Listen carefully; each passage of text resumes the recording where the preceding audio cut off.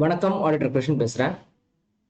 இன்னைக்கு April 14th 2025 நம்ம CA foundation September 25 Jan 26 batch ஆரம்பிச்சிட்டோம்.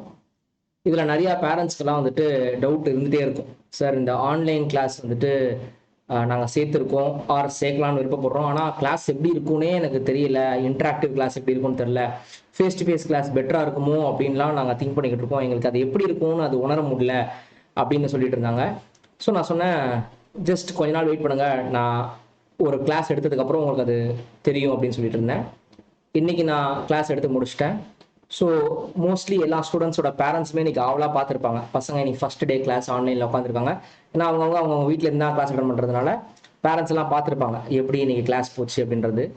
அண்ட் ரெண்டாவது, பசங்களுமே கூட அதை ஃபீல் பண்ணியிருப்பாங்க. அண்டு சில பேர் வந்துட்டு, சார் நாங்கள் இன்னும் டைலமாலேயே இருக்கோம் அப்படின்றவங்களுக்கு இன்னைக்கு 6 மணிக்கு இன்னைக்கு மார்னிங் நான் கிளாஸை அப்படியே நான் வந்து டெலிகாஸ்ட் பண்ண போகிறேன் இந்த சேனலில். ஸோ 6 o'clock இன்னைக்கு டெலிகாஸ்ட் ஆகும்.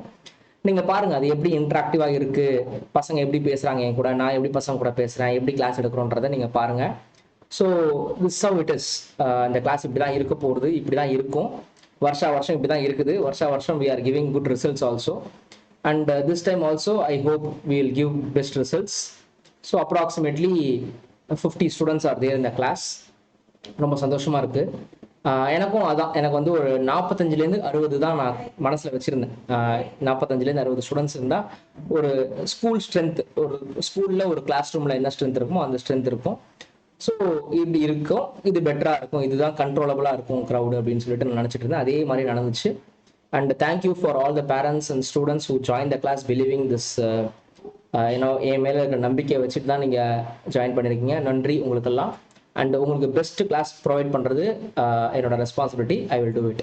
And we will complete the subjects well within the time. நீங்கள் அட்லீஸ்ட் 2லேருந்து 3 தடவை ஒரு சப்ஜெக்ட்டுக்கு 100 marks டெஸ்ட் எழுதிட்டு தான் நீங்கள் ஐசி எக்ஸாம் போவீங்கன்றதை நான் ஊர்ஜிதமாக சொல்கிறேன். அது நடக்கும். நன்றி. பாய்.